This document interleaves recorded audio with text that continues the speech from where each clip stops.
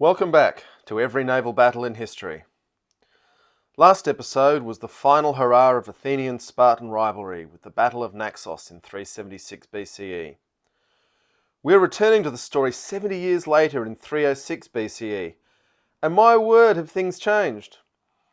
In the wake of the last gasp of internal Greek warfare, the Macedonians swept in, conquered Greece, and then set off under a bloke you may have heard of called Alexander the Great, conquering the most fertile swathe of the earth from the sea all the way to India. This was an eventful period, but sadly lacking in naval battles. This all changes when Alexander's successors took to the waves in 306 BCE at the Battle of Salamis in Cyprus. Yes, there again. Now, conventional history teaches us that after Alexander's death, his empire fell apart, which is true as far as it goes, but ignores the fact that the pieces it fell apart into were still huge empires in their own right, and ruled by a Greek-speaking elite holding on to power with Greek military forces. Those forces in turn held a Hellenic sense of identity and a loyalty to the Macedonian throne, which was often at odds with the warlords they found themselves serving under on the far side of the world. Perdiccas, for instance, despite being at first the undisputed regent of the Alexandrian throne, was murdered by his own soldiers after trying to attack Hellenic Egypt. These successor states, known as the Diadochi, would fight various vicious wars against each other with ever larger armies and fleets until, exhausted from their internal conflicts, they had their clocks cleaned by the rising Romans. But they ruled for hundreds of years, longer than most nations on earth today have existed. They deserve better understanding than the hand-waving of, after Alexander his empire splintered. The splinters were huge and important. These empires were vast powers in their own right, and my word did their borders shift around as they bloodily and brutally betrayed each other. Now, by 306, we're into the fourth war of the Diadochi, and a guy with one of the best names in history, Antigonus Monophthalmus, Antigonus One-Eyed, has seized control of what we today call Turkey and the Levant. Later, the Antigonids will lose this empire, but grab another one in Greece and Macedonia. This stuff gets wild. Antigonus was old school. He'd served under Philip of Macedon, marched east with Alexander, and survived the bloodletting that followed the big man's death. On the other side of this, we have Ptolemy I Soter. Soter means saviour, so not a bad nickname to carry around. A guy who gets a lot of very good press in the histories because he wrote a lot of it himself. I will say that to his credit, if you ever get flung back in time to antiquity, Egypt under the Ptolemies might be one of the best places to end up. In a long and storied life, he also founded the Library of Alexandria. Ptolemy, like all the Diadochi, had grabbed whatever land was going as fast as he could and ended up adding Cyprus to his Egyptian-Libyan holdings.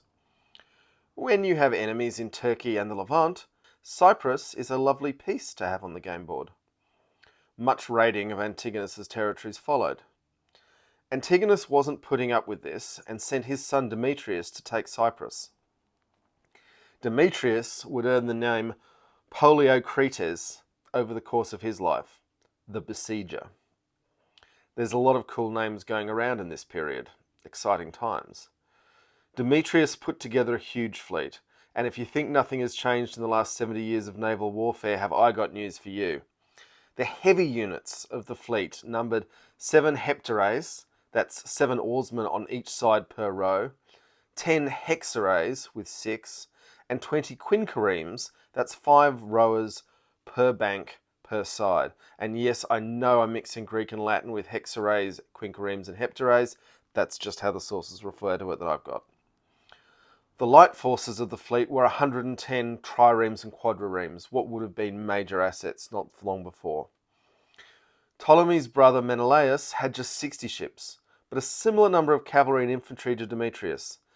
The land battle was something else, with dueling siege engines, with large breaches opening the walls of Salamis and Menelaus conducting daring nighttime raids to burn down Demetrius's machines of war. Ptolemy arrived with 140 warships, they were quad and quinqueremes, and 10,000 men on 200 transports. Ptolemy demanded Demetrius leave the island. Demetrius offered to do so if Ptolemy gave up the cities of Sicyon and Corinth in Greece. Ptolemy should have taken this deal. Ptolemy wanted to combine his fleet with his besieged brother. Demetrius took a very dangerous position between Salamis, where Menelaus was bottled up, and Cape Greco, which Ptolemy's fleet was rounding. If the Ptolemaic fleets could coordinate their actions, they would smash Demetrius between them.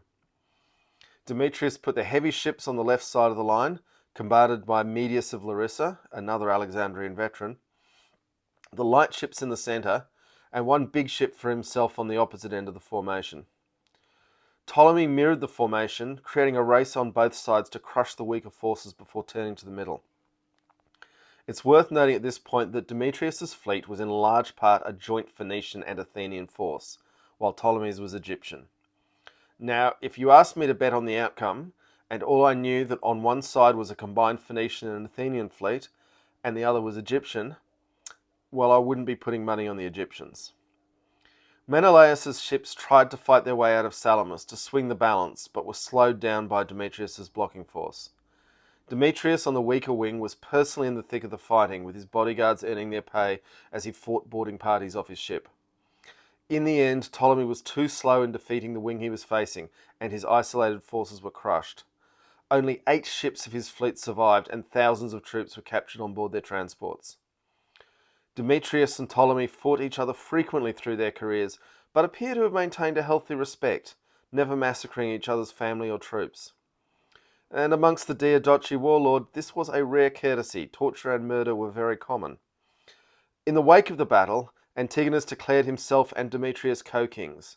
With the Alexandrian line having been vigorously hunted into extinction by the Diadochs, it was a matter of time before one of them made the move. By 302, Ptolemy, Cassander, Seleucus, and Lysimachus would all follow in taking royal titles. This Battle of Salamis is one of 3 possible inspirations for the wind victory of Samothrace held by the Louvre in Paris. Demetrius would eventually acquire an unfortunate reputation for not paying his troops, which would lead to his capture by Seleucus and eventual death in confinement in 283. But his dynasty would hold the Macedonian throne until the Romans rolled over it in 168 BCE. Ptolemy's heirs would rule Egypt until the death of Cleopatra VII in 30 BCE, again in a Roman takeover, and yes, it's that Cleopatra. Ptolemy would die of extreme old age as a king in 282 BCE. Strap in, folks, we've got a lot more to cover as we take on every naval battle in history. Smash those like and subscribe buttons, you don't want to get left behind.